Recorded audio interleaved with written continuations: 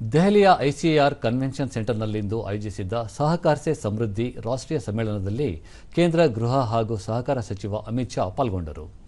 ಇದೇ ವೇಳೆ ಅವರು ನೂತನವಾಗಿ ಸ್ಥಾಪಿಸಲಾದ ಸುಮಾರು 10,000ಕ್ಕೂ ಹೆಚ್ಚು ವಿವಿಧೋದ್ದೇಶ ಪ್ರಾಥಮಿಕ ಕೃಷಿ ಸಹಕಾರ ಸಂಘಗಳು, ಡೈರಿ ಮತ್ತು ಮೀನುಗಾರಿಕೆ ಸಹಕಾರಿ ಸಂಘಗಳನ್ನು ರಾಷ್ಟ್ರಕ್ಕೆ ಸಮರ್ಪಿಸಿದರು.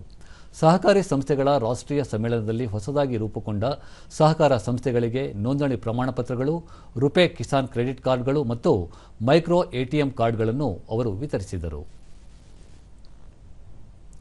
ಬಳಿಕ ಅಮಿತ್ ಶಾ ಅಸಂಘಟಿತ ವಲಯಗಳಲ್ಲಿ ಕೆಲಸ ಮಾಡುತ್ತಿರುವ ಕಾರ್ಮಿಕರ ಹಿತರಕ್ಷಣೆ, ಜೀವನ ಭದ್ರತೆಗಾಗಿ ಕೇಂದ್ರ ಸರ್ಕಾರ ಯೋಜನೆ ರೂಪಿಸಲು ಬದ್ಧವಾಗಿದೆ.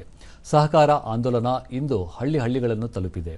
ಮುಂದಿನ 5 ವರ್ಷಗಳಲ್ಲಿ 2 ಲಕ್ಷ ವಿವಿಧೋದ್ದೇಶ ಸಹಕಾರ ಸಂಘಗಳ ಸ್ಥಾಪನೆ ಗುರಿ ಹೊಂದಲಾಗಿದೆ ಎಂದು ತಿಳಿಸಿದರು.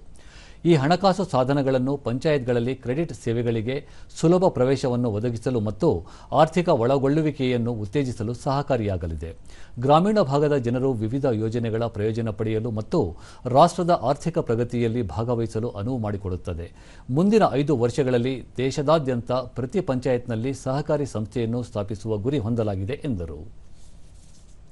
नई बहुउद्देशीय पैक्स, डेयरी और मत्स्य सहकारी समितियों का शुभारंभ होने जा रहा है। ये सिर्फ योग नहीं है। संविधान में 97वां संशोधन अटल जी के समय में ही आया और बहुत समय से कोर्ट हाशिए में पड़ी सहकारिता को अटल जी फिर से चर्चा में लेकर आए और आज अटल जी के जयंती पर ही हम 10,000 नए पैक्स, डेयरी और मत्स्य सहकारी समितियों का शुभारंभ कर रहे हैं। वो हम सब के लिए आनंद